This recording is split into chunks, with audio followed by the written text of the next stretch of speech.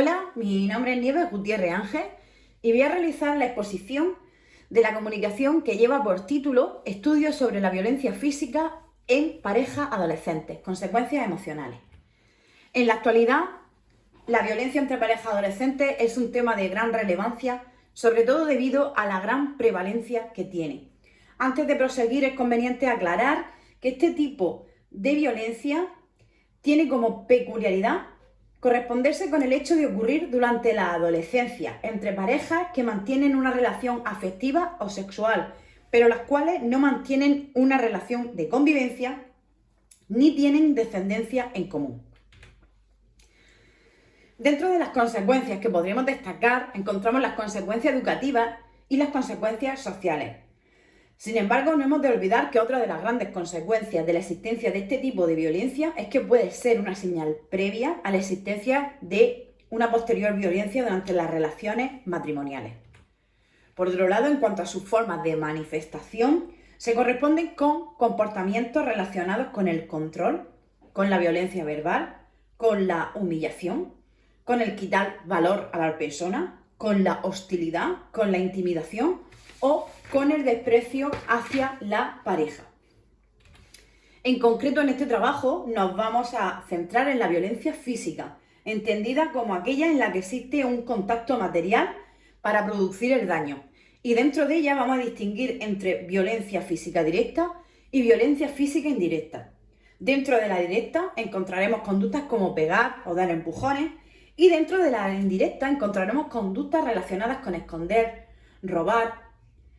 romper objetos de la víctima.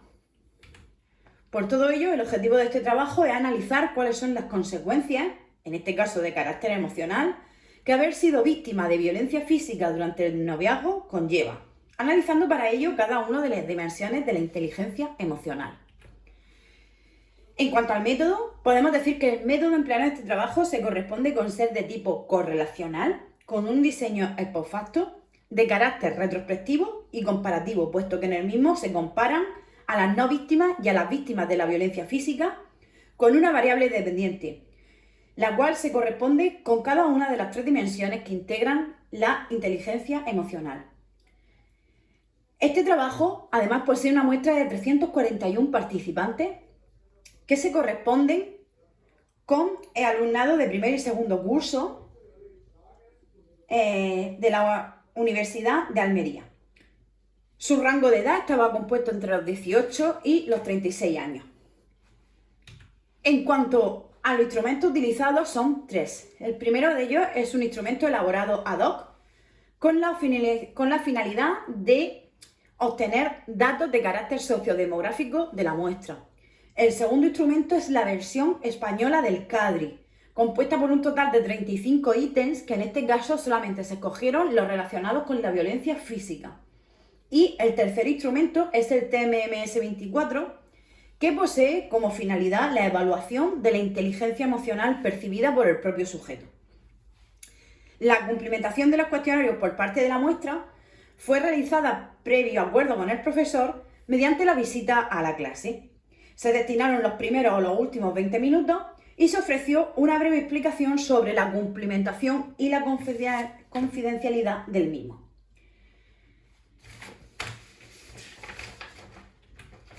Como resultado, vamos a organizar el discurso en los resultados que atienden a la violencia física indirecta y a la violencia física directa.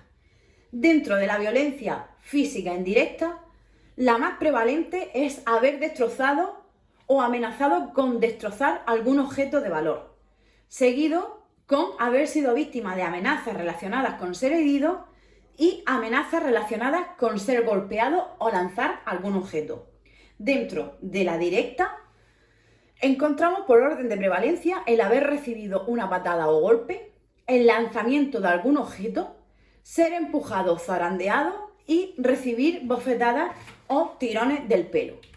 Dentro de cada uno de los resultados que atienden al tipo de violencia física indirecta y inteligencia emocional, hemos de destacar que en el caso de destrozar o amenazar con hacerlo a algún tipo de objeto, no existen diferencias estadísticamente significativas, pero las no víctimas obtienen puntuaciones más altas. Al igual ocurre con las amenazas con herir, que tampoco existen diferencias estadísticamente significativas, pero las no víctimas obtienen puntuaciones más altas. Y lo mismo ocurre con las amenazas con golpear o con lanzar algún objeto, en las que tampoco existen diferencias estadísticamente significativas, pero las no víctimas también obtienen puntuaciones más altas. En el caso de los resultados de la violencia física directa, en cuanto a haber sido víctima del lanzamiento de algún objeto, tal y como se muestra en la tabla, las víctimas obtienen puntuaciones estadísticamente significativas más altas en claridad emocional.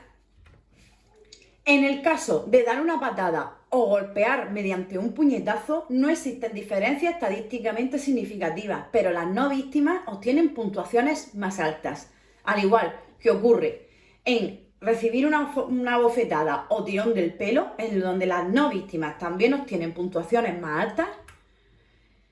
y en empujar o zarandear, donde también las no víctimas obtienen puntuaciones más altas. Como conclusión a este trabajo, podemos resaltar que este trabajo muestra el hecho de que los subtipos de violencia física más identificados, en cuanto a la directa, se refieren al hecho de haber destrozado o amenazado con hacerlo, el ser amenazado con ser herido o ser amenazado con ser golpeado, mientras que en el caso de la violencia directa, las conductas más identificadas con la muestra se corresponden con haber recibido golpes o puñetazos, con haber sido víctima del lanzamiento de algún objeto, con haber sufrido empujones o haber recibido bofetadas o tirones del pelo. Mientras que, por otro lado, en el caso de los resultados que hacen referencia a las distintas dimensiones de la inteligencia emocional, observamos que en todos los subtipos de violencia física, indistintamente del que sea, al igual que sucede en el caso de la violencia directa, salvo en el caso de haber sido víctimas de que hayan destrozado o amenazado con hacerlo, las no víctimas obtienen siempre puntuaciones más altas de cada una de las dimensiones de la inteligencia emocional, algo que nos permite relacionar tales resultados a partir de la reflexión y de la hipótesis de que el hecho de haber sido víctima de algún tipo de violencia física repercute de manera negativa en cada una de estas dimensiones, siendo inferiores los niveles en cada una de ellas en el caso de las víctimas. Muchas gracias por vuestra atención.